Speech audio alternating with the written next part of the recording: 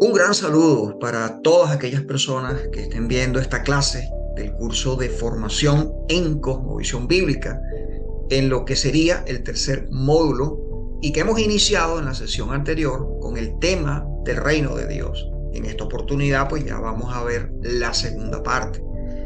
Soy el hermano Randolph y es mi deseo que ustedes puedan ser grandemente edificados a través del contenido que se va a exponer a continuación, cosas que la iglesia del día de hoy necesita urgentemente escuchar con la mente y con el corazón. El reino de Dios. Qué gran tema. Qué tema tan importante. Podría parecer algo complejo al principio cuando lo estudiamos correctamente, pero no olvidemos, este es un tema básico, fundamental y muy relevante para poder articular una correcta cosmovisión bíblica. Necesitamos urgentemente tener bien claro, según lo que las escrituras nos enseñan, qué es el reino de Dios y la importancia que tiene para cada uno de nosotros un correcto entendimiento de este tema. ¿Lo entiendes tú? Repasando un poco lo que dijimos en la primera parte, recordemos que uno de los factores más importantes que han influido en el bajo desempeño de la iglesia durante los últimos siglos ha sido el hecho de que hemos perdido el evangelio del reino, el cual ha quedado cautivo, y por esta razón es que lo que se necesita hoy es un movimiento que restaure el evangelio del reino, que restaure al cristianismo como una cosmovisión. Alguien podría preguntarse si es importante para la iglesia tener un adecuado entendimiento de lo que es el reino de Dios. Completamente sí, por supuesto, es importante. Fue muy importante para el Señor Jesucristo y es un tema central en todas las escrituras. Cristo inició su ministerio terrenal predicando el evangelio del reino de Dios, el reino de los cielos, y dijo claramente a su audiencia que el reino de Dios se había acercado y les llamó al arrepentimiento y a la fe, a creer en el evangelio, a creer en la buena noticia de que en su persona el reino de Dios se hizo presente en el mundo para salvar y para atraer sanación a las aflicciones presentes del mundo hasta que venga la consumación de su reino. ¿Te has preguntado la razón de esto anterior? ¿Por qué Jesús hizo esto? Jesús predicó el evangelio del reino porque el reino es la razón por la cual Dios nos puso aquí en la tierra. ¿Ustedes sabían eso? Dios nos puso en la tierra para expandir su reino celestial y culturizar la tierra con la cultura celestial, es decir, la cultura, la cosmovisión del reino de Dios, que viene del cielo. Sí, es cierto, viene del cielo, pero es para esta tierra. Pero nosotros dejamos que la tierra culturice a los reyes del rey, o sea, a nosotros mismos. Que la tierra nos culturice con cultura de la tierra. Y luego nos preguntamos, ¿por qué mi vida no está funcionando? Bueno, porque está siguiendo al rey incorrecto. En la primera parte del tema sobre el reino de Dios, desarrollamos 5 puntos. El primer punto nos llevó a la estructura básica de lo que es la trama de la historia bíblica, la cual dijimos que constaba de 4 conceptos fundamentales, que son la creación, la caída, la redención y la consumación. El segundo punto fue sobre el video del cielo y de la tierra. Y allí analizamos al principio 2 puntos muy importantes para tener una idea más clara de la trama bíblica. ¿Cuál es el punto inicial del universo? Ese fue un primer punto. ¿Y cuál es el punto final del universo? Ese es el otro punto. Para poder entender la realidad desde la perspectiva bíblica, necesitamos entender bien estos 2 puntos anteriores, porque todos los eventos de la historia humana, todas las generaciones de humanos tienen que interpretar la vida dentro del recorrido entre esos 2 puntos. En el tercer, digamos, punto de la clase pasada, será parte, nos centramos en buscar una adecuada definición de lo que es el reino de Dios con algunos textos y algunos autores. Algunas cosas importantes sobre el reino de Dios y que ya expusimos en la clase anterior, sería bueno recordarlas ahora. Una de ellas es que la Biblia puede ser descrita como el libro que trata del reino de Dios. También se dijo que todo lo que la Biblia enseña, desde Génesis hasta Apocalipsis, es cómo ese reino, perdido, porque sí, se perdió en la caída, vuelve a ser un reino recobrado gracias a Cristo, quien por su obra redentora reconcilia todas las cosas consigo mismo. El reino de Dios es la visión más grande que este mundo alguna vez ha conocido. Es la visión por la cual Jesús pudo morir, trabajar, sufrir y morir. Es la visión que Jesús les confió a sus discípulos. Es la visión que provee la llave para entender toda la teología bíblica cristiana. Recordemos también la definición que utiliza, citamos a este autor, Stephen Perks, en su libro Discipulando las Naciones, a la cual hemos dado bastante importancia. Él dice que el reino de Dios es un orden social, profético, contrarrevolucionario, estructurado por el pacto de gracia. Es la verdadera sociedad que Dios pretende para la humanidad. La palabra reino es una palabra política y un reino tiene un rey, tiene una población sujeta al rey, tiene sus propias leyes y formas sociales que incorporan y encarnan la ley del rey en las diversas relaciones sociales. El reino de Dios es un orden político que se opone a todos los demás órdenes políticos de los hombres y que la Biblia deja bien claro cómo se debe gobernar y ordenar. En nuestro cuarto punto, vimos al menos unas 10 características que describen la naturaleza del reino de Dios. ¿Cuáles son estas características? En primer lugar, el reino de Dios, prometido en el Antiguo Testamento, se hizo una realidad presente en la vida y obra de Jesús. En segundo lugar, el reino de Dios es exhaustivo, es decir, que abarca el universo entero. Número 3, el reino de Dios santifica las cosas comunes. Cuarto, el reino de Dios está abierto a todos. Quinto lugar, vemos que el reino de Dios es una realidad ahora, pero todavía no. Número 6, el reino de Dios opera desde adentro hacia afuera. En séptimo lugar, vemos que el reino de Dios no le teme a la muerte. Octavo, el reino de Dios es inconmovible. En noveno lugar, el reino de Dios está a la ofensiva. Hemos hecho mucho hincapié en esto, a la ofensiva. Y por último, el reino de Dios está basado en el servicio. Nuestro quinto punto fue acerca del contexto y la dinámica del reino de Dios. Lo empezamos, pero no lo terminamos. Pero antes de volver a ahondar allí, quisiera compartir un buen resumen de puntos que Bob Moffitt nos da en su libro Si Jesús fuera alcalde.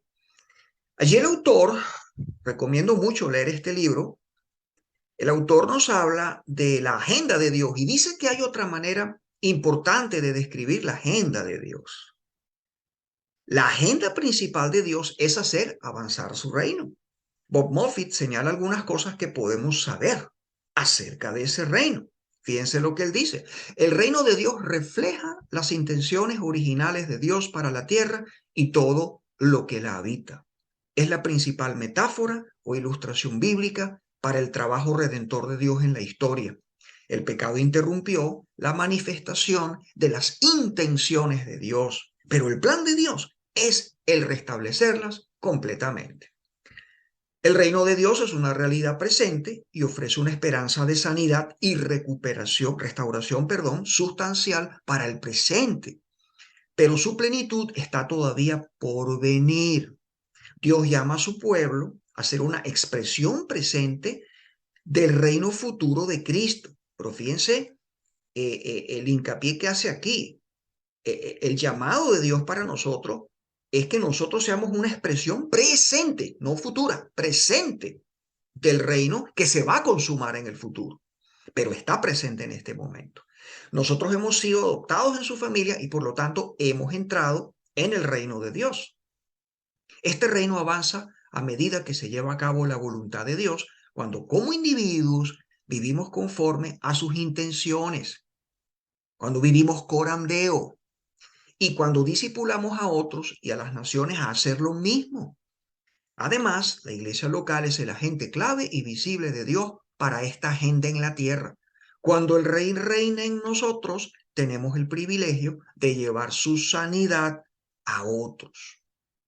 Creo que este anterior resumen está muy bueno para meditar en él.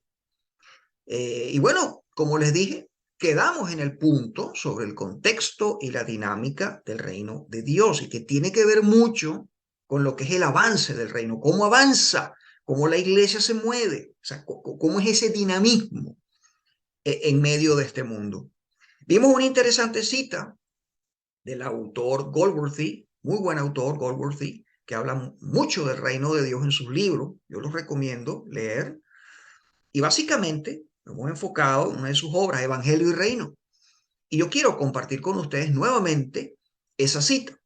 Él dice que la historia de la redención es una serie de etapas en las que el reino y la forma de entrar en él son revelados, donde en cada etapa se exponen todos los ingredientes esenciales del reino y cada etapa sucesiva crece a partir de la etapa anterior hasta lograr la revelación total del Evangelio.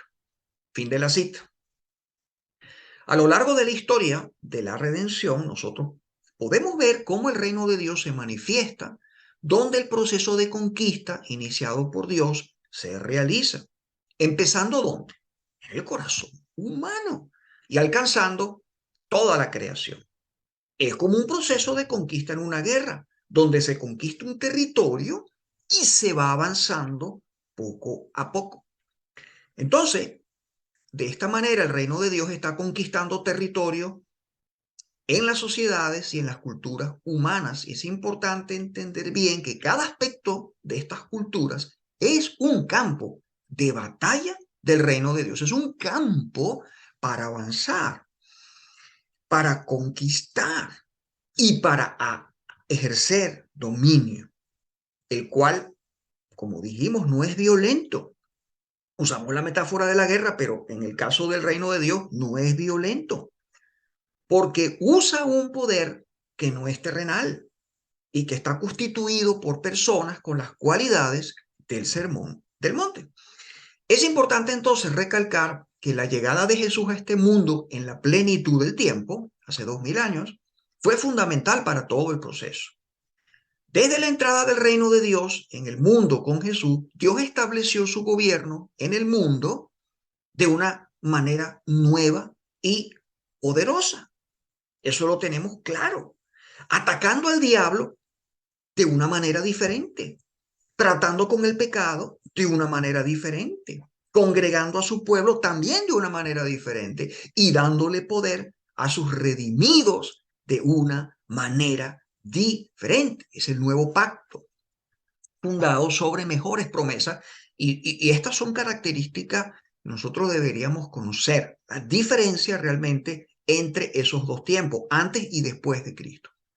El cambio de la era presente a la era venidera ya ocurrió. Eso tenemos que entenderlo, hermanos. Ya ocurrió. De alguna manera el futuro se adelantó al pasado en el plan de Dios y lo tenemos ya aquí. Es como si ya se estuviese viviendo la era venidera, porque el reino de Dios entró al mundo y empezó su proceso de transformación con la persona del Señor Jesucristo.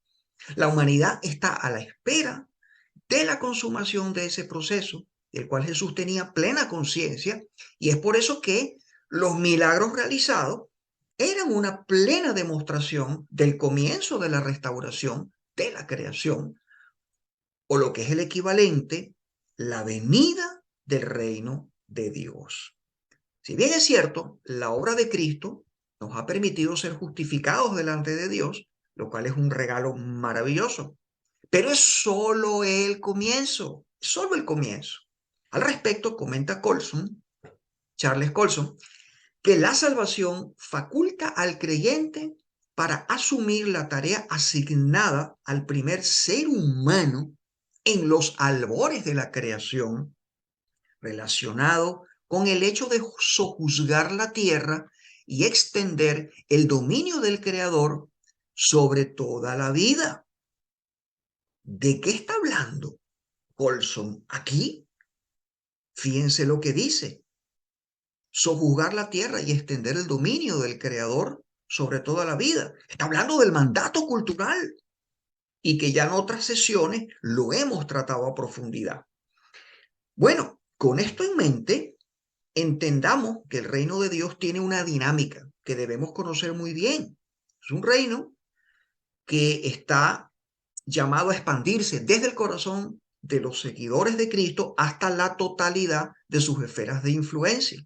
No podemos pensar que esas esferas de influencia son solamente individuales. En realidad son sistemas sociales que tienen que ser construidos con ese propósito de avance y cambio, porque el propósito del Señor es ocupar terreno. Por eso es que usamos la metáfora de la guerra. Nuevamente vuelvo a ese punto, la de la ocupación militar, ya que se trata de ocupar terreno y que en nuestro caso es ocupar las artes, la educación, el gobierno civil, la salud, en fin, todas las áreas de actividad humana son territorio para que se manifieste el gobierno soberano de Dios sobre los asuntos humanos. Ahora, vamos a ocupar estas esferas no al modo de ellas mismas como tales, porque todas estas esferas han sido distorsionadas por el pecado. Entonces nosotros tenemos que informarnos muy bien en las escrituras y tomar los principios espirituales que emanan de las escrituras cuando las escudriñamos correctamente, y va a ser bajo esos principios espirituales, bajo las leyes de Dios, que nosotros entonces vamos a hacer avanzar su reino en esas esferas. Ya habíamos comentado en la primera parte que el proceso de transformación del reino es de dentro hacia afuera. Empieza en el corazón de las personas, se refleja en su mente y concepción de la vida, en sus presuposiciones. Fíjense, va a afectar su carácter y afecta a los sistemas sociales más básicos, como son su familia, su comunidad, su esfera de influencia y toda la cultura. No se quiere decir con esto que se va a cumplir en un 100% hasta que Cristo venga, pero se pueden hacer avances significativos y que adornarán esos avances, esas obras, adornarán las calles de la Nueva Jerusalén, según lo que se puede leer en el penúltimo capítulo de la Biblia. Muchos amados hermanos aquí se caen porque piensan que la iglesia no tiene nada que ver con esto de la transformación cultural, pero están muy equivocados y por pensar así tienen cierto grado de responsabilidad con los males que estamos viendo y viviendo en este mundo en el día de hoy. La Biblia en su contexto más amplio nos enseña que el reino de Dios es una realidad que trae sanación significativa a las naciones. ¿Acaso ya no lo hemos visto históricamente? ¿Por qué nos cuesta tanto mirar atrás a la historia cuando la iglesia verdaderamente sabía y entendía su función en el avance del reino de Dios y que tenía que ver con la transformación cultural? Aquí al decir nosotros sanación muy significativa, que eso lo acabo de decir yo ahora, acabo de decir sanación significativa, muy significativa, nos referimos a que podría ser muy grande, incluyendo también la afluencia material, la riqueza. El reino de Dios sí que impacta lo material, claro que sí, y es la base para nosotros superar la pobreza material y las necesidades existentes. Ya pasó en el tiempo de la Reforma Protestante, de manera que es una experiencia vivida por la Iglesia en la historia. Me pregunto por qué muchos no lo pueden ver en el día de hoy, no lo quieren ver. Aquí hay un detalle importante para considerar y es que, y que es muy clave, o que necesitamos entender, lo que necesitamos entender es que el verdadero y perdurable cambio viene a través de los principios de sabiduría del reino de Dios y no en las políticas de los gobiernos o en los expertos en las universidades.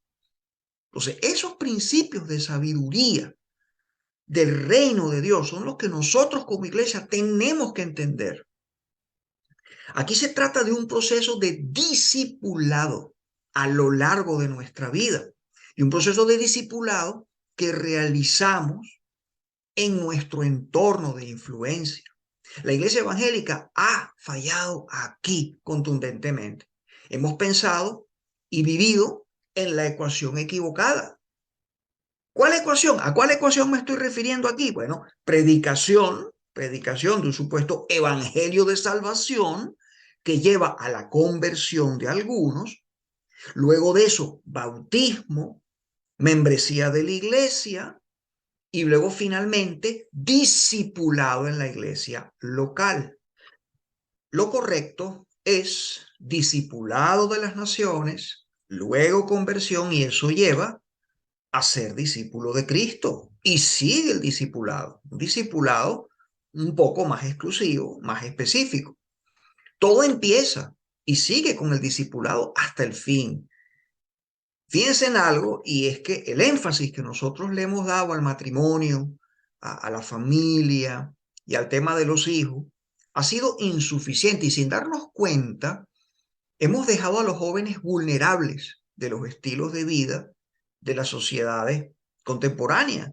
Ustedes ya saben muy bien cómo era el antiguo imperio romano, el concepto de familia. El padre tenía un poder absoluto sobre su esposa, sobre sus hijos. La iglesia primitiva transformó ese concepto de familia y es el que disfrutamos aquí en Occidente, en el tiempo presente. ¿Y cómo creen ustedes que lo hizo? ¿Lo hizo acaso predicando sobre la familia, haciendo conferencias de familia y retiros de matrimonio? No, mis hermanos. Lo hizo modelándolo en las familias de los cristianos, dentro de las familias de los paganos. Con el tiempo, las mujeres paganas querían que sus esposos fueran como los esposos cristianos y viceversa. Esta influencia celestial del reino de Dios cambió el modelo de la familia totalmente, donde la cabeza de familia vino a ser un humilde y sufrido servidor.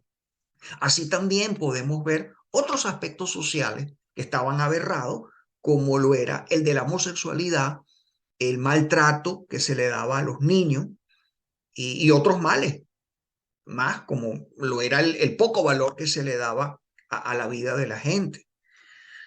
Si todas esas cosas y otros males lograron cambiarse en aquellos primeros siglos del cristianismo, la pregunta que surge es, ¿cómo es que hoy en día están volviendo esos males y de la manera en que están volviendo?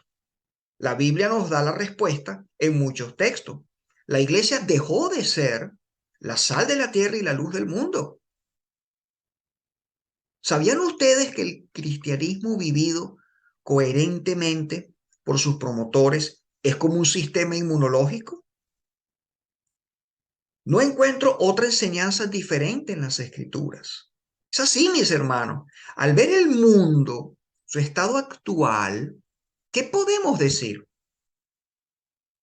Bueno, que el antídoto o vacuna de Dios, a ver si me lo entienden, no está funcionando bien en la sociedad contemporánea. Los males siempre han estado allí. Y si nosotros como columna y baluarte de la verdad, como sal y luz de la tierra y de las naciones, no funcionamos como tal, esos males van a florecer y nosotros vamos a vivir las consecuencias. ¿Y qué es lo que está pasando hoy en día en Occidente?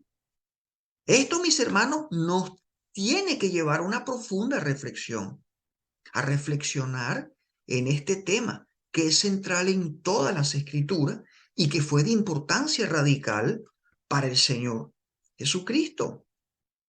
Hoy en día, y digo esto con preocupación y tristeza, no es común en las iglesias locales escuchar predicaciones sobre el reino de Dios, y es por eso que desde Cristianismo Relevante llamamos la atención a pastores, a maestros, a los seminarios, a que lo enseñen con carácter de urgencia y con una correcta cosmovisión bíblica. Por no hacerlo, es que muchos buenos y amados hermanos en la actualidad piensan que el tema del reino de Dios no es muy relevante para nuestro tiempo, más bien es algo relevante para el futuro, cuando Jesús regrese y termine de establecer su reino en la tierra. El reino de Dios está activo y avanza en el presente a través de la iglesia.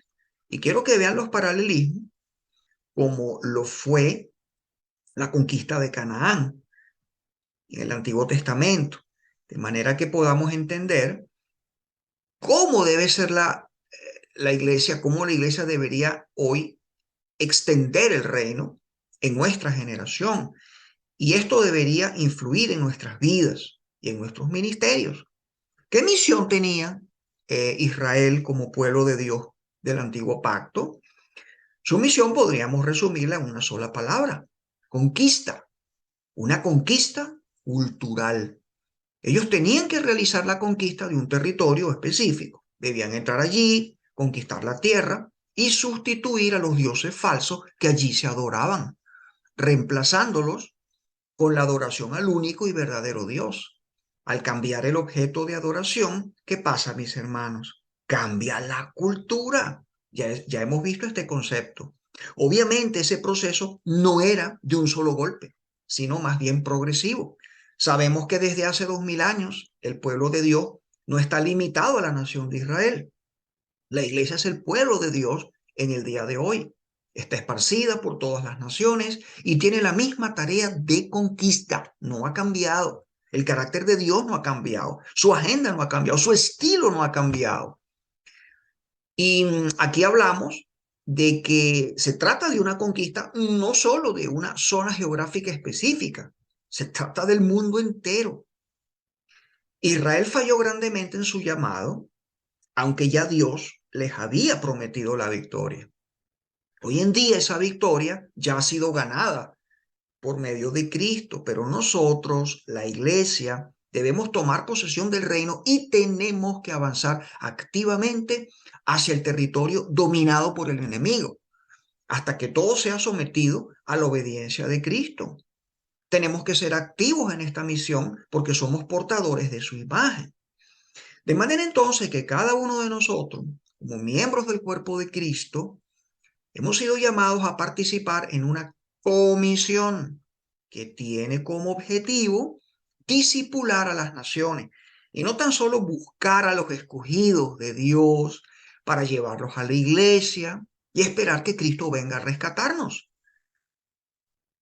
Trabajamos con sus fuerzas porque tenemos el Espíritu Santo y cuando al final obtenemos la victoria, Él recibirá todo el reconocimiento y toda la gloria.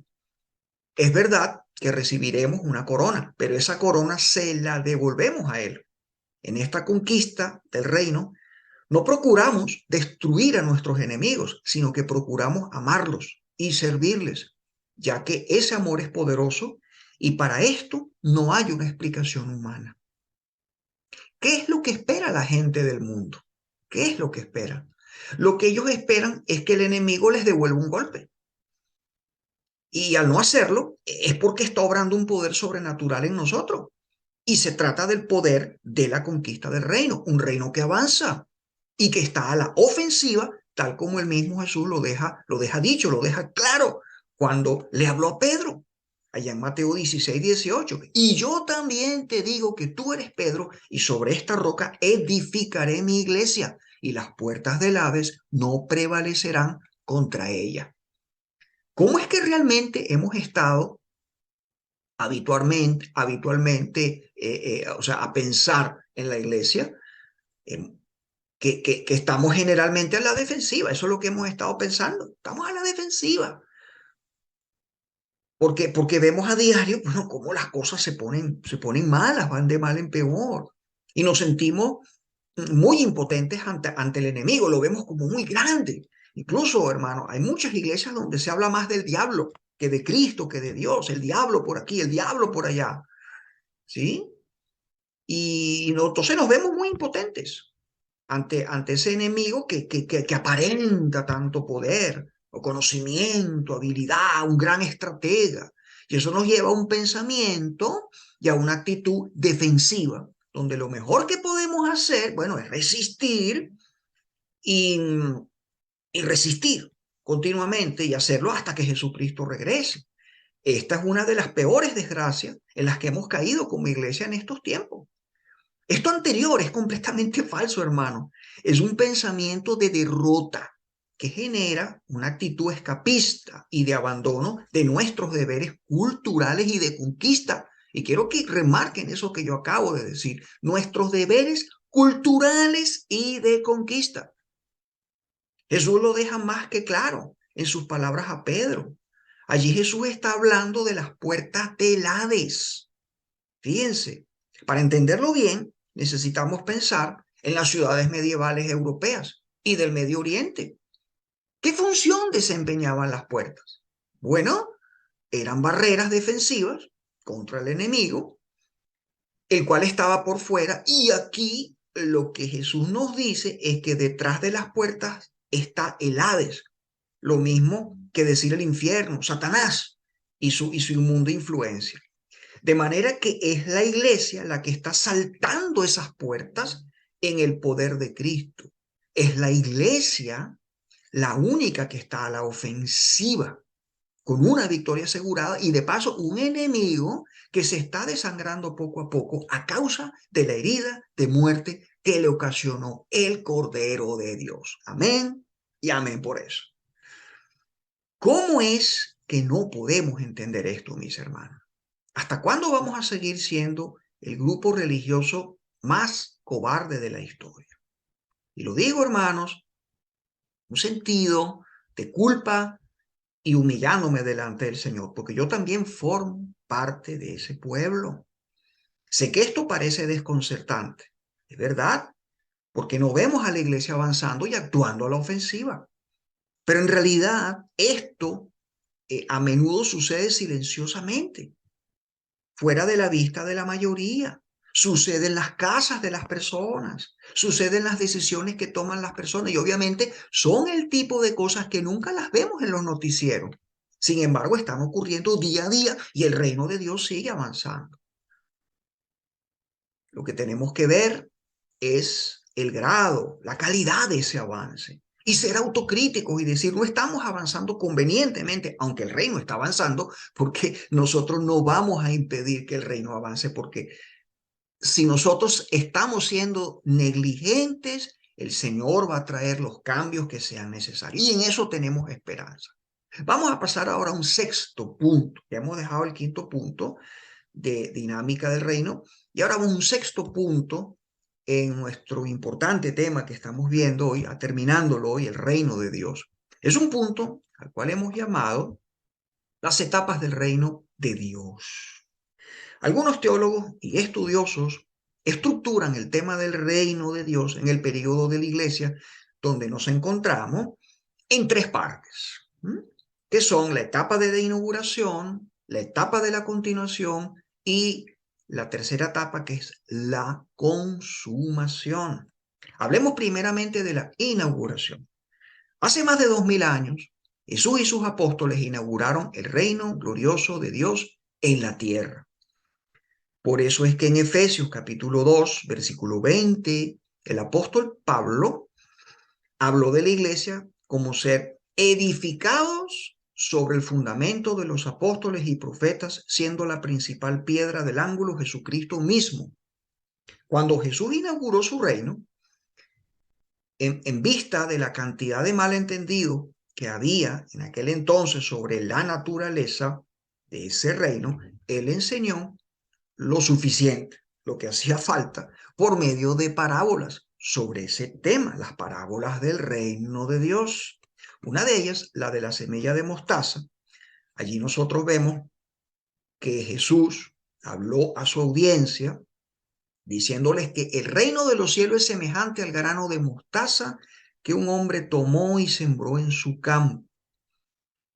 Esta es a la verdad la más pequeña de todas las semillas, pero cuando ha crecido es la mayor de las hortalizas y se hace árbol, de tal manera que vienen las aves del cielo y hacen nidos en sus ramas.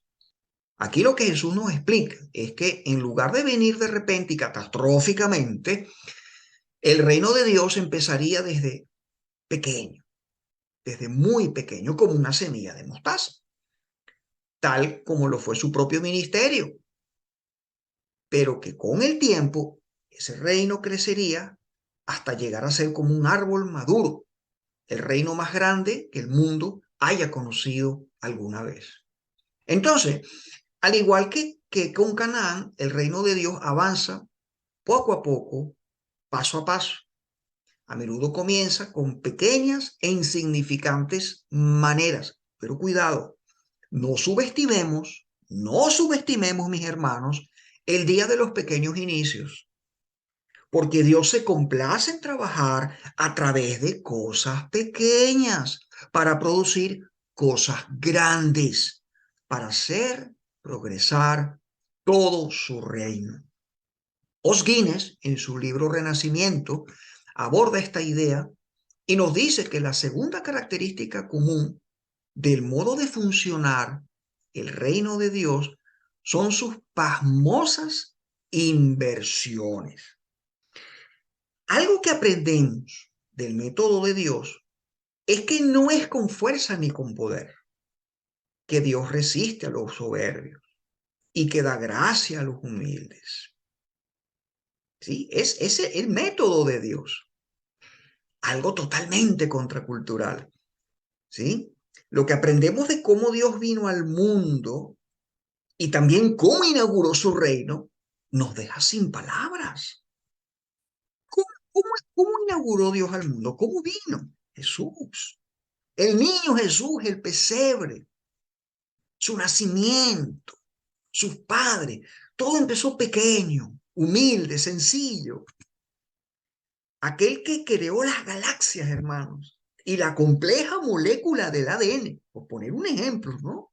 Se hizo presente en este mundo en un humilde caserío de Judea, yaciendo indefenso en un pesebre y que más adelante moriría abandonado por todos, reprobado en un madero. Es impresionante, hermano, cuando nosotros estudiamos estos detalles del reino de Dios. Escribe O'Guinness que el poder supremo se disfrazó de debilidad. La riqueza ilimitada adoptó la apariencia de la pobreza. La sabiduría insondable vino de incógnito como necedad. Y el valor por antonomasia se presentó con apariencia humilde hasta el punto de ser menospreciable. Hermano, tengan esto bien presente por lo importante que es. Dios siempre ha elegido y seguirá eligiendo mensajeros que son tan sorprendentes como Él mismo, por simples méritos humanos. ¿Alguno de ustedes habría elegido, por simples méritos humanos? Pregunto, estoy preguntándole a ustedes, ¿alguno de ustedes, por meritocracia, hubiera elegido al balbuceante de Moisés o al niño Samuel? ¿O al menor de 7 hermanos de David? ¿O al introvertido, al tímido, al hipersensible de Jeremías? ¿O al áspero morador del desierto, Juan el Bautista?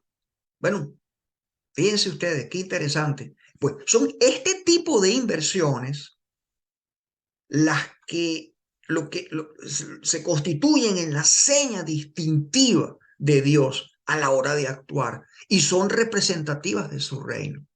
Dice el texto conocido en Primera de Corintios, capítulo 1, los versículos 26 al 29, dice que, pues mirad, hermanos, vuestra vocación, que no sois muchos sabios según la carne, ni muchos poderosos, ni muchos nobles, sino que lo necio del mundo escogió Dios para avergonzar a los sabios, y lo débil del mundo escogió Dios para avergonzar a lo fuerte. Y lo vil del mundo y lo menospreciado escogió Dios, y lo que no es para deshacer lo que es, a fin de que nadie se jacte en su presencia. Hoy en día, Dios sigue empleando el mismo estilo del reino. El reino de Dios es un reino que pone a todo patas para arriba. La obra de Dios hay que hacerla a su manera. Y recordemos algo, y es que el crecimiento y el avance del reino no solo es un trabajo que hace Dios. La relevancia de las personas, tuya y mía, ¿sí? Nuestra, lo que nosotros hacemos, juega un papel importante. Jugamos un papel esencial y tengan bien claro que la manera exacta de cómo Dios, cómo los caminos de Dios se relacionan con los nuestros, es un tremendo misterio, pero eso está allí, eso está allí. Y a ti y a mí nos toca ser diligentes con su llamado. Bueno, ya hablamos de la inauguración del reino. En segundo lugar, tenemos lo que es la continuación del reino y que abarca toda la historia de la iglesia entre la primera y la segunda venida de Cristo, la cual es la época en la que nos encontramos nosotros ahora. Es durante este tiempo que nosotros debemos poner una alta prioridad en traer el reino de Dios, haciendo la voluntad de Dios, tal como Jesús lo declaró en Mateo 6, versículo 33. ¿Qué dijo Jesús? Buscad primeramente el reino de Dios y su justicia, y todas estas cosas os serán añadidas. ¿Y qué significa exactamente buscar ese reino y su justicia? Buscar el reino de Dios es para nosotros simplemente el gobernar en la tarea que Dios nos dio en la tierra, sea cual sea esta tarea.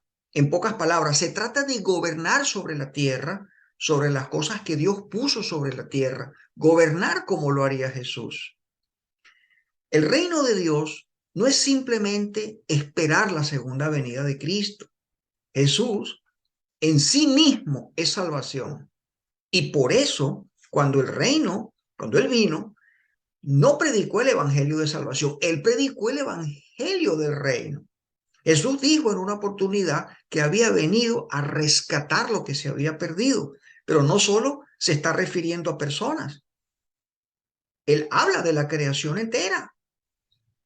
De esta manera, todos los días de nuestras vidas estaremos extendiendo el evangelio del reino, mientras Cristo está edificando su iglesia.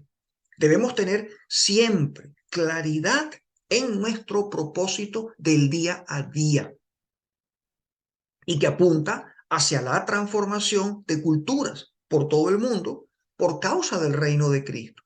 Acuérdense el tipo de lenguaje que se utiliza en las escrituras para el avance del reino de Dios y ahora, el cual es un lenguaje bélico, como lo dijimos en un principio, lenguaje de guerra, de avance, donde estamos todos nosotros vestidos con la armadura de la guerra del reino. En tercer lugar, hablemos ahora de lo que es la consumación del reino. El tiempo cuando Cristo va a volver y cumplirá de manera plena el plan de Dios para convertir al mundo entero en su reino. Y así lo deja bien claro en Apocalipsis 11, versículos 15 al 16, cuando dice, el séptimo ángel tocó la trompeta y hubo grandes voces en el cielo que decían, los reinos del mundo han venido a ser de nuestro Señor y de su Cristo, y él reinará por los siglos de los siglos. Estas son entonces, según algunos teólogos y estudiosos, las tres etapas del reino de Dios en el período de la iglesia: inauguración, continuación y consumación. Pasando a otra idea, no sé si se acuerdan en alguna oportunidad de algo que mencionamos cuando estudiamos el tema de las cosmovisiones. La realidad es que desde la entrada del pecado al mundo, una nueva cosmovisión entró en la escena mundial. Estamos repasando, esto es como un repaso, diciendo cosas que ya hemos dicho. Entonces, una nueva cosmovisión entra en ese momento de la caída y es lo que estudiamos cuando hablamos de la cosmovisión pagana, el animismo, y que siempre ha estado opuesta y en pugna contra los propósitos de Dios. Entonces, esto nos lleva a nuestro siguiente punto y que se refiere a los reinos en conflicto. Yo creo, mis hermanos, que para tener un amplio y correcto entendimiento de lo que es la naturaleza y la misión del reino de Dios, es necesario tener bien claro, considerar el hecho de que en nuestro mundo real hay dos reinos que se encuentran en una guerra a muerte. Un primer reino, que es falso y que es de Satanás. Y un segundo reino, que es el reino de Dios, el cual es el verdadero reino y que es eterno. ¿Cuál sería entonces la buena nueva o el evangelio del reino? Que Dios tiene una gran misión y que es recuperar su reino legítimo de manos del usurpador y de reconciliar consigo todas las cosas. Como bien lo hemos leído muchas veces en Colosenses capítulo 1. Muchos, al escuchar esto, quedan algo perplejos y desconcertados porque no ven todas las cosas sujetadas bajo los pies de Cristo, como dice claramente el texto de Hebreos 2:8, donde leemos, todo lo sujetaste bajo sus pies, porque en cuanto le sujetó todas las cosas, nada dejó que no sea sujeto a él, pero todavía no vemos que todas las cosas le sean sujetas. Existe entonces, en la actualidad, un rey falso o usurpador, el cual a través de sus mentiras, de sus engaños, está activamente ejerciendo su autoridad aquí en la tierra y lo hace a través de los antagonistas de Cristo. Y que Juan nos lo muestra en el último libro de la Biblia, en los capítulos 12 al 14, y que son, en primer lugar, su cabeza, su gran jefe, ese falso rey usurpador descrito como un gran dragón escarlata llamado también el diablo o Satanás. Voy a leer eso, si quieren, en Apocalipsis 12:3. Apocalipsis 12:3. El segundo antagonista es descrito como una bestia que subía del mar, el cual representa los poderes seculares del mundo, los cuales son usados por el diablo para frustrar los planes de Dios y destruir a la iglesia. ¿Y a qué se refiere aquí el escritor? Los gobiernos, las fuerzas militares, etcétera, etcétera. Eso lo podemos ver en Apocalipsis 3, a partir del versículo 1. El tercero es descrito como otra bestia. Y esta vez Juan la ve que sube de la tierra y que tenía dos cuernos semejantes a los de un cordero, pero hablaba como dragón. Esta es la imagen de la falsa religión, del paganismo, no exclusivamente de la Iglesia Católica, como muchos piensan. Podemos ver eso en Apocalipsis 13, versículo 11. El cuarto antagonista aparece como una multitud de personas y que son los incrédulos, los que no tienen a Cristo, los que no creen en Cristo, aquellos que no tienen el sello del Espíritu Santo, sino el sello de la bestia y que es identificado como 666. No se trata aquí de un chip ni nada parecido como muchos piensan. Si no eres sellado por el Espíritu Santo, bueno, tienes el otro sello, obviamente. Podemos ver eso en capítulo, ya finalizando el capítulo 13. El quinto antagonista aparece como una gran ciudad llamada Babilonia. Este representa el gran poder seductor de la mundanalidad, el poder del mundo para atraernos y apartarnos de Dios. Se usa el término de ramera, lo cual dice mucho, mucho de su naturaleza. Vamos a ver eso ahí en Apocalipsis 14:8. Este rey falso quiere ser adorado como el rey verdadero. Y esa es su principal motivación. Y ejerce cierto grado de control sobre este mundo, el cual es limitado. Eso es muy importante. Es un poder un grado de control, pero es limitado. Jesús, quien es el Rey verdadero, en el mismo comienzo de su ministerio en la tierra, fue tentado por ese rey falso, buscando ser adorado por él. Al final de su ministerio, ya Jesús, sabiendo que Satanás venía para arrebatarle la vida, en ese momento de lo que sería la batalla decisiva, declaró que ese rey falso no tenía ningún poder sobre él.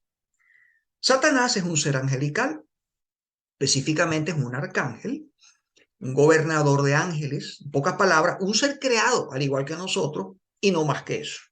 Su carácter orgulloso lo llevó a querer ser adorado como Dios, de manera que éste se revela en contra de su creador y por tal motivo es arrojado del cielo a la tierra, tal como Isaías lo deja bien claro en capítulo 14, versículos 12 al 15, el libro de Isaías. Ahora Satanás está presto para tratar de destruir todo lo que Dios va a crear.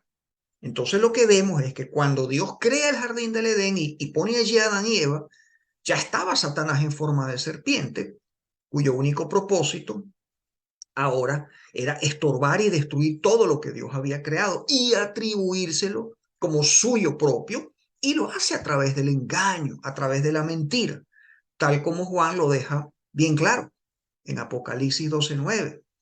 Ahí leemos, y fue lanzado fuera el gran dragón, la serpiente antigua, que se llama Diablo o Satanás, el cual engaña al mundo entero. Fue arrojado a la tierra y sus ángeles fueron arrojados con él. Satanás es entonces el que mantiene a este mundo en sus obras y lo hace a través de una gran mentira, la cual él ha estado repitiendo vez tras vez a los seres humanos a través de la historia. ¿Cuál es esa mentira? Con que Dios os ha dicho que no coman de ningún árbol del jardín. El centro de esta mentira es el hecho de ser como Dios. Es la mentira que Él le ha dicho a la humanidad a través de todas las edades. Es decir, no confíes en Dios. Tú puedes ser el rey que gobierne tu vida. Descubre el Dios que hay en ti. Tu otro yo, el yo superior, que son cosas de la nueva era. Decide por ti mismo lo que es bueno y lo que es malo. Autonomía. Defínete tú mismo como te autopercibas. Eso es lo que está pasando ahora. Escucha a tu corazón. Y la Biblia dice que no hay nada más engañoso que nuestro corazón. Entonces la desobediencia humana produjo la caída que inició una devastación cuyas consecuencias se han sufrido a través de varios miles de años.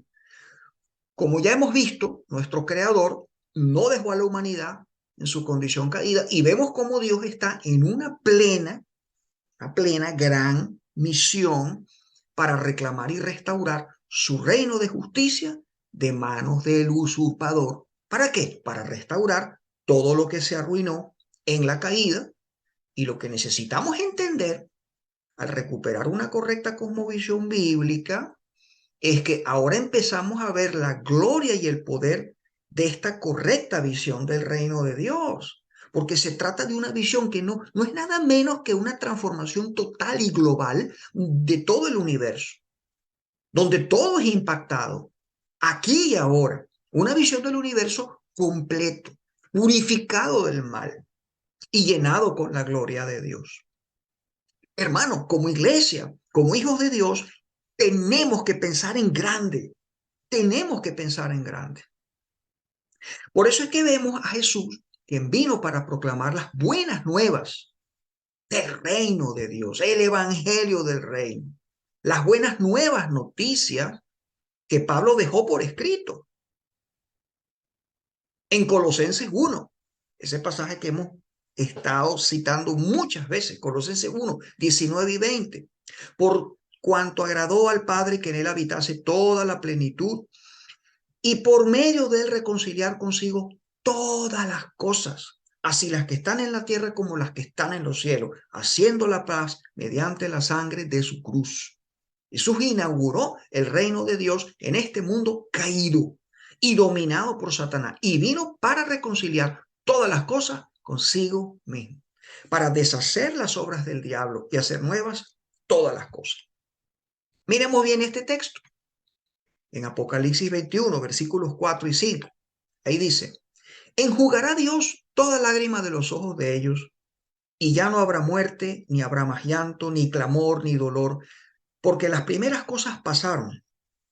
Y el que estaba sentado en el trono dijo, he aquí yo hago nuevas todas las cosas. Y me dijo, escribe, porque estas palabras son fieles y verdaderas.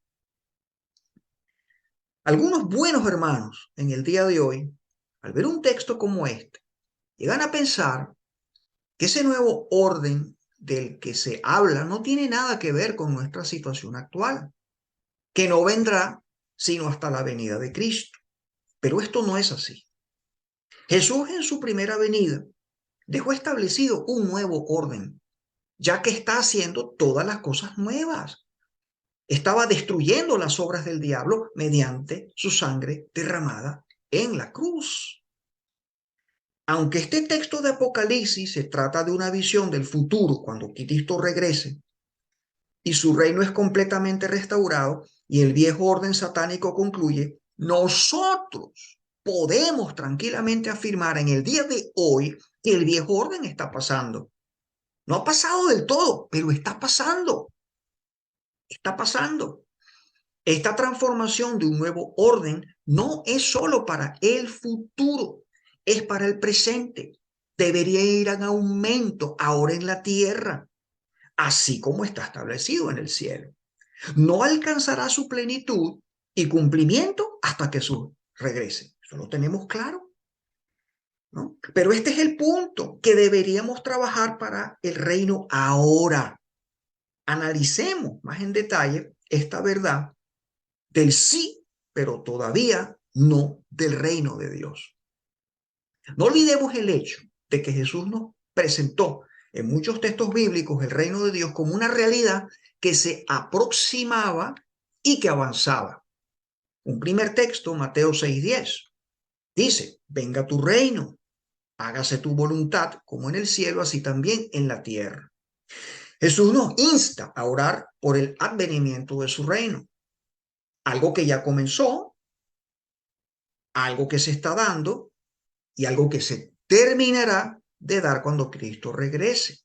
Estas palabras de Mateo 6:10 son las más radicales, mis hermanos, y revolucionarias que muchos podemos llegar a pronunciar. Y se trata de un plan muy revolucionario de Dios para este mundo, el cual la iglesia del siglo XXI todavía no entiende en su plenitud, en su amplitud, en su profundidad, pero que Pablo y Silas hace 2000 años sí lograron entender.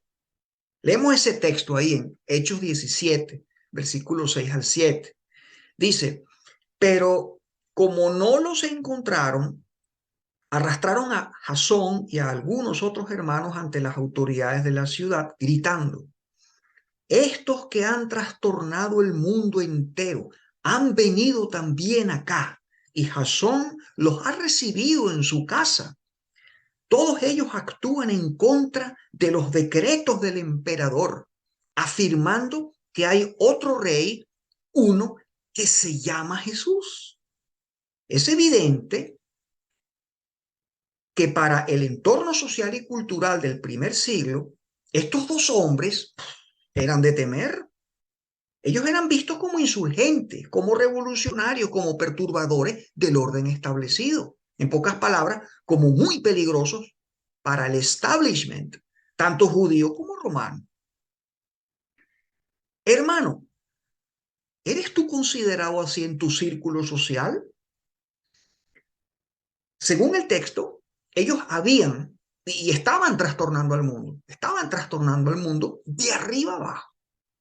Bueno, contemplando la escena correctamente, lo que ellos hicieron fue poner el mundo al derecho. Claro, ellos estaban poniendo el mundo al derecho, pero a los ojos del mundo lo estaban poniendo al revés. No hay duda, y esto ha quedado registrado en la historia, que la influencia cultural y social que la iglesia primitiva, que Pablo y Silas ayudaron a fundar, mis hermanos, fue muy grande, porque puso literalmente al Imperio Romano al revés, y que es un tema que ya lo hemos venido viendo a lo largo de nuestros estudios, la iglesia en los primeros siglos y lo que fue su impacto transformador. ¿Qué fue lo que realmente causó aquel gran impacto transformador del mundo? Simplemente que ellos profesaban lealtad a otro rey, es decir, a Jesús. Y lógicamente, lo que esto implica, y que es lo que cada uno de nosotros como cristianos tenemos que hacer, o sea, el ir por el mundo y profesar lealtad al verdadero rey, a Cristo. Todos necesitamos saber quién es realmente el rey, el gobernador supremo del universo, ya que todo está bajo su dominio, control y autoridad, y por lo tanto, todo debería ser transformado. Y yo les pregunto a cada uno de ustedes, ¿estamos en realidad viendo acaso esa influencia en el día de hoy en vuestras iglesias, en el mundo? No nos engañemos, mis hermanos, sabemos que no está pasando. A pesar de nuestro tiempo de inoperancia eclesial y en medio de esta lucha entre dos reinos, indudablemente el reino de Dios sí que está avanzando. Está avanzando en el presente y es el propio Jesús el que nos da la imagen completa de ese proceso en su conocida parábola del trigo y de la cizaña. Conocemos muy bien el texto y su interpretación, ya que el mismo Jesús nos la da. Allí tenemos en la parábola al trigo, y ese es el reino, el cual está creciendo, está avanzando, está produciendo cosecha. De lado a lado está también la cizaña, la cual crece y avanza también, y que es el falso reino de Satanás. No tenemos por qué preocuparnos de que el reino del diablo crezca como lo ha estado haciendo. Más bien, debemos enfocarnos en el reino de Dios, porque Jesús dice que cuando Él regrese, Él va a ir al campo a separar el trigo de la cizaña, la cual va a ser cortada, recolectada, atada y finalmente quemada. Solo quedará el trigo. Esto es muy importante porque ahora trabajamos para que crezca el trigo y cuando Jesús regrese, ese grano será preservado. Y por lo tanto, lo que hacemos ahora sí que importa. Y no solo importa ahora en el presente, sino que también importa para la eternidad. ¿A qué me refiero? Tus estudios, tu trabajo, tu arte, de repente eres pintor, eres músico, te gusta bailar, tu deporte, todas tus actividades, mis hermanos, todas sus actividades. Es fácil para nosotros cansarnos y desanimarnos, porque vivimos en un mundo caído, por supuesto que sí, todos estamos en ese plan. Y en todas partes vemos evidencias del reino falso. Y eso a veces nos desanima, nos acobarda, nos cansa, nos agota, nos deprime.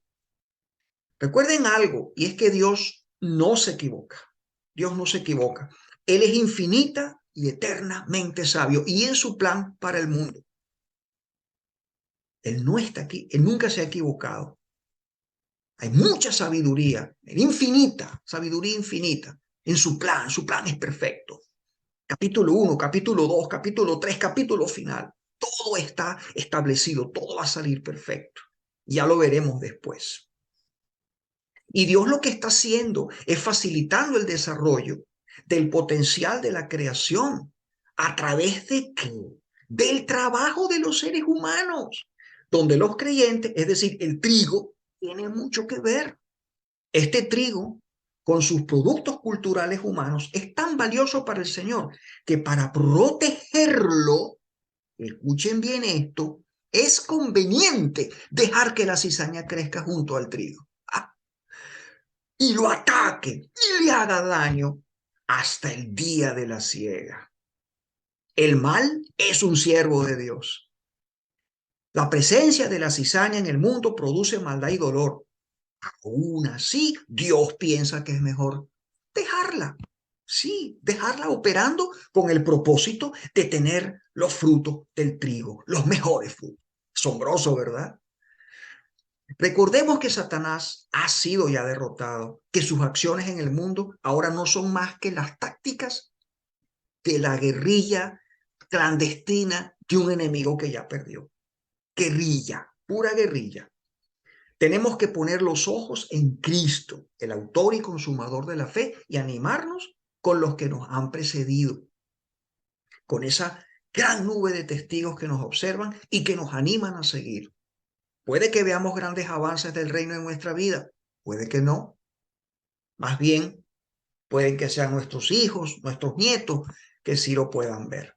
El reino de Dios siempre avanza generacionalmente y nuestra labor nunca es en vano, ya que lo que hagamos para la gloria de Dios permanecerá.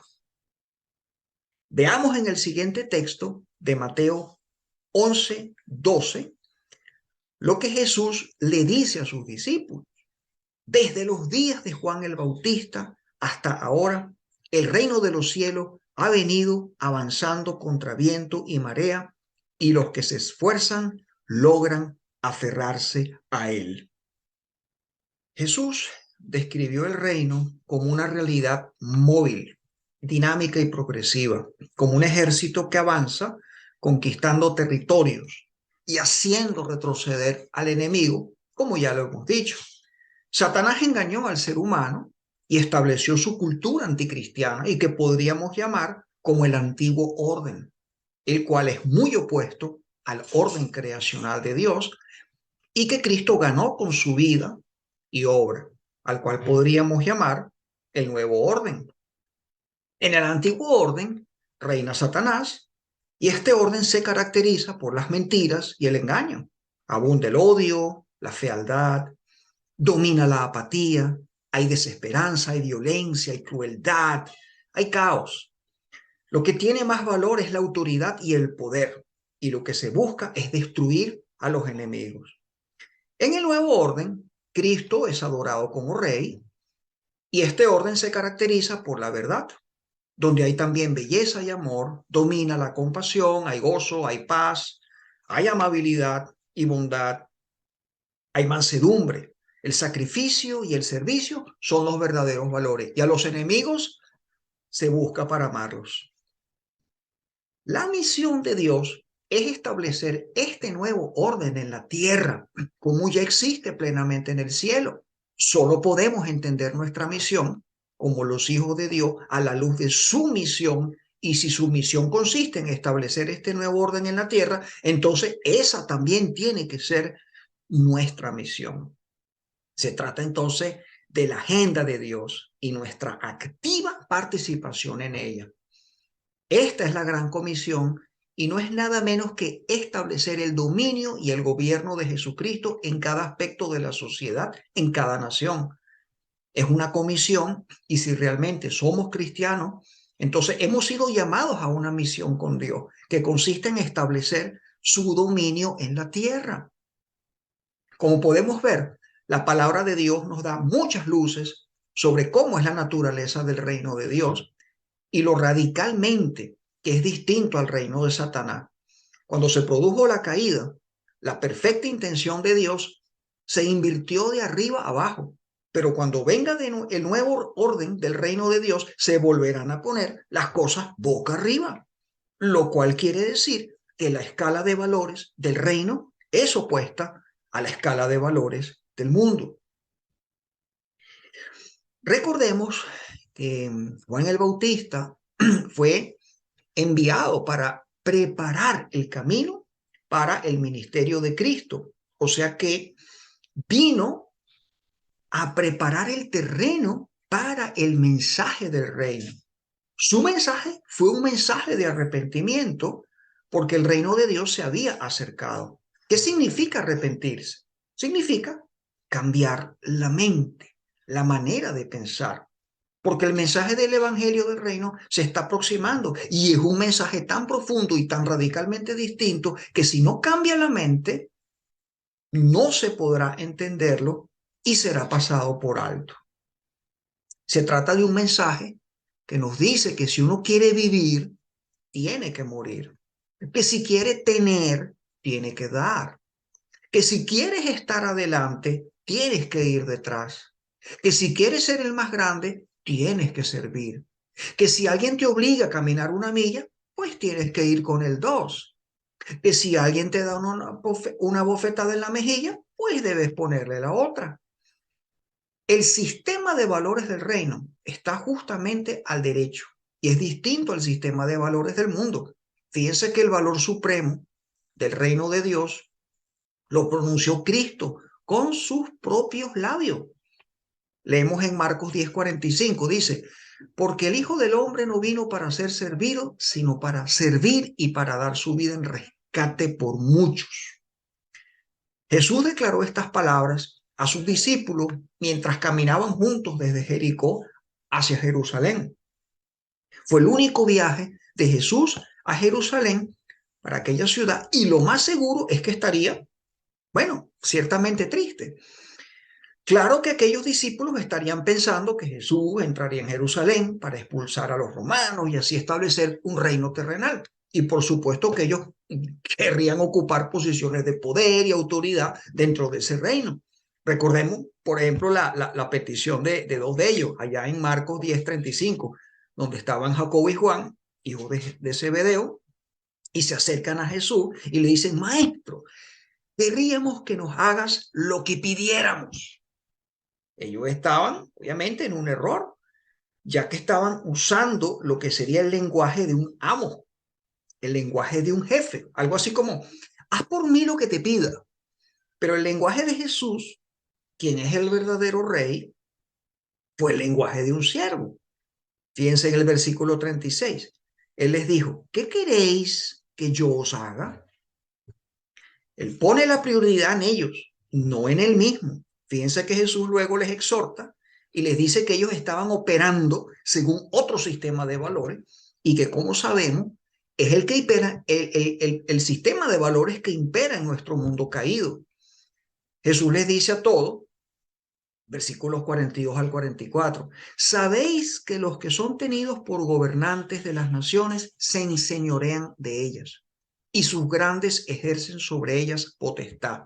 Pero no será así entre vosotros, sino que el que quiera hacerse grande entre vosotros será nuestro servidor, y el que de vosotros quiera ser el primero será siervo de todos.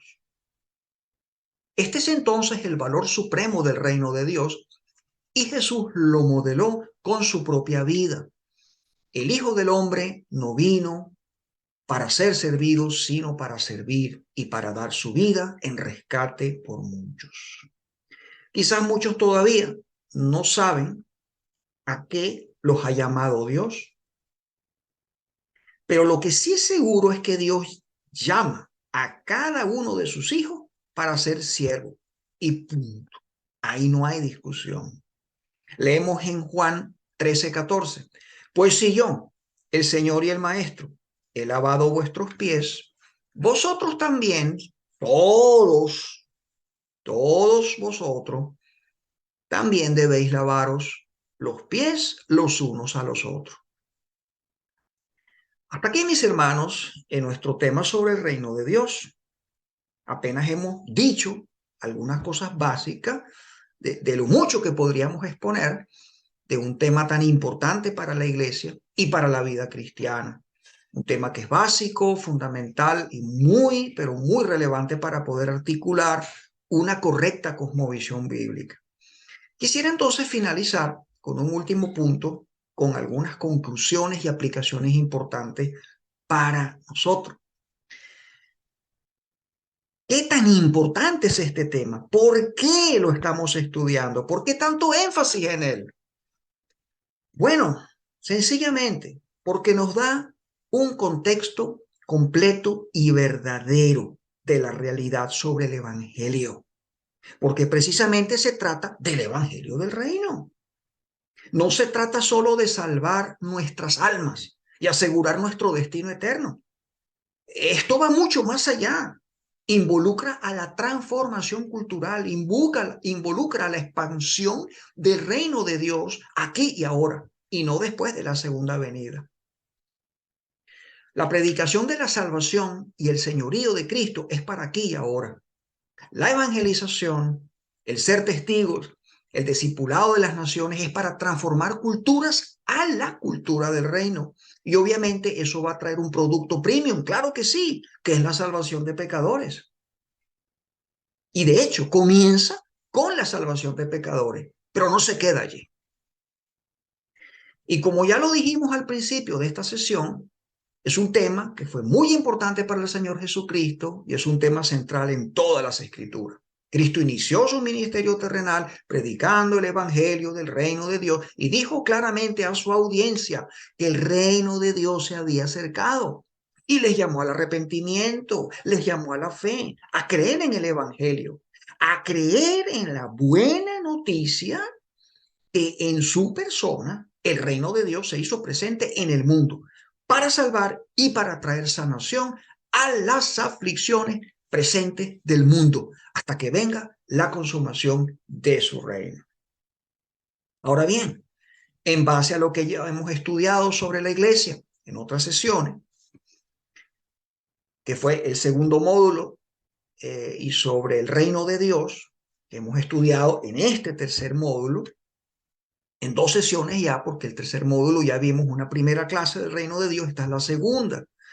Entonces, visto esto, hermanos, la iglesia, naturaleza y misión de la iglesia, los paradigmas de la iglesia y ahora el reino de Dios. Entonces, ahora quiero unir todo eso, pues va a ser bien interesante que podamos mencionar algunas conclusiones que podríamos sacar de la relación existente entre el reino de Dios y la iglesia, ¿ok?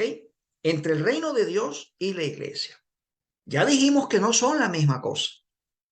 Vamos a resumirlo en 6 puntos. Vamos a resumirlo. En primer lugar, tenemos que una práctica de vida cristiana centrada en el Rey Jesucristo y su reino, indudablemente que va a colocar como actores y testigos principales de la fe hacia las comunidades a los individuos discípulos de Jesucristo y que son miembros del pueblo de Dios. Óigase bien aquí, la iglesia con mayúscula, mas no a las autoridades eclesiásticas ni a las iglesias con minúscula como organizaciones religiosas.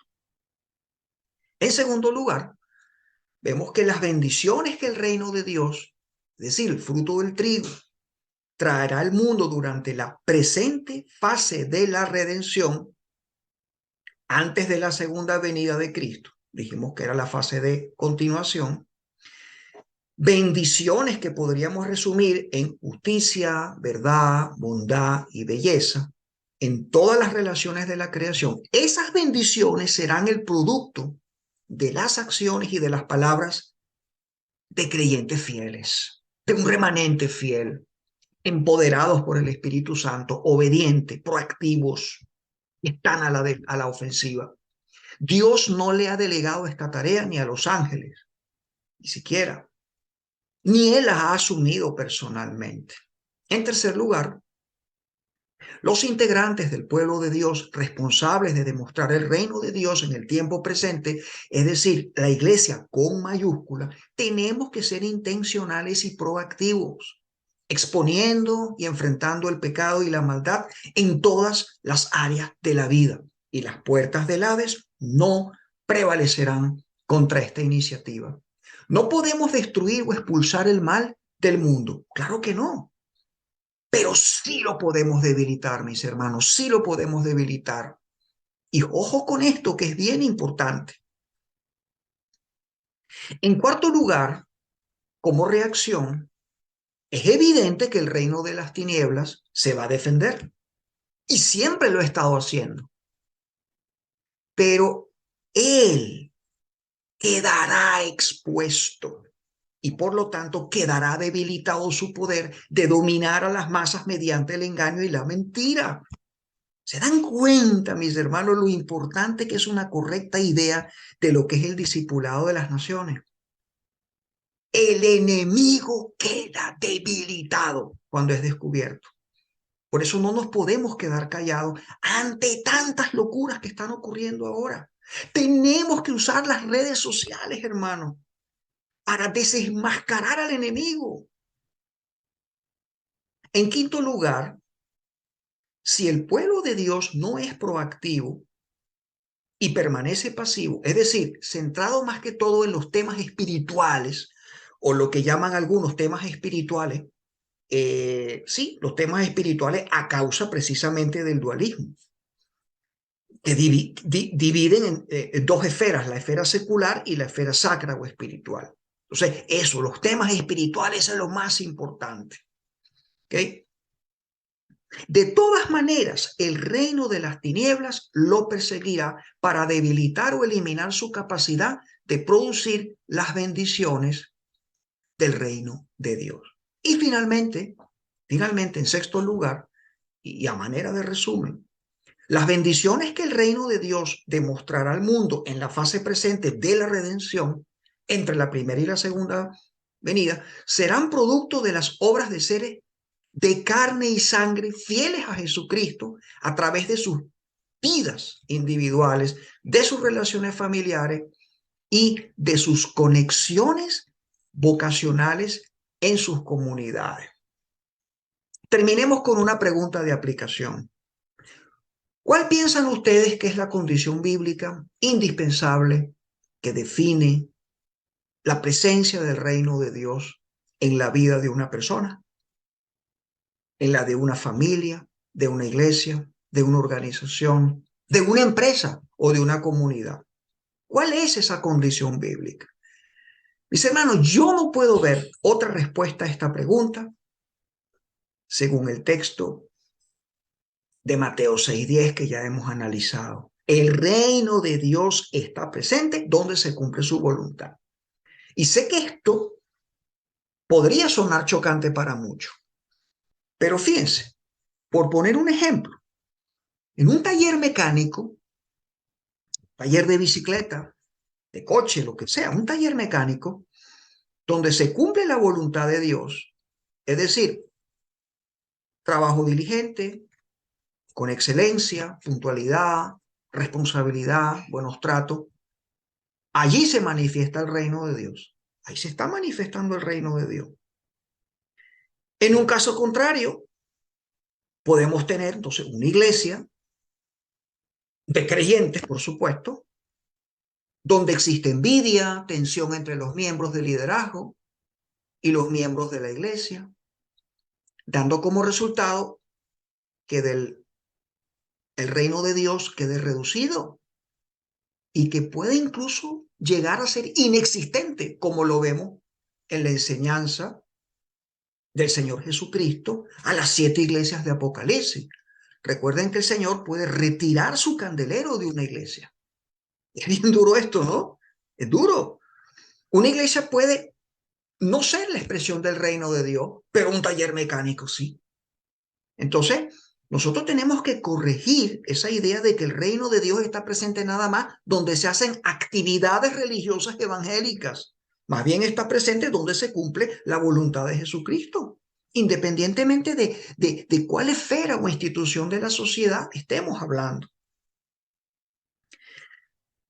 Si la labor está siendo realizada por personas regeneradas, aunque sea una empresa de venta de cosméticos, van a manifestar el reino de Dios. Y es posible que en un seminario para entrenar a pastores, donde predominen la envidia y las tensiones interpersonales, allí ese reino pudiera estar muy reducido o inexistente. Y lo mismo pasa con una familia cristiana donde hay problemas, envidia, situaciones tensas, pero es una familia cristiana. Y lo comparamos con una familia católica, suponte, una familia hinduista, budista, pero oye, son organizados, hay una pureza, reina la verdad, hay un buen liderazgo y está más presente el reino de Dios allí. El reino de Dios está presente en la sociedad en la medida en que su voluntad se cumple en la sociedad. Si queremos que el reino venga, entonces, ¿qué debemos hacer? Obedecer la voluntad de Dios. Hasta la próxima sesión. El ministerio Cristianismo Relevante para un Mundo Real produce y prepara sus recursos y contenidos gracias a las ayudas y donaciones de hermanos comprometidos con la expansión del reino de Dios. Si usted desea contribuir con una donación a este ministerio y el Señor pone en su corazón colaborar con nosotros, puede enviar su aporte a la cuenta de PayPal que aparece en pantalla.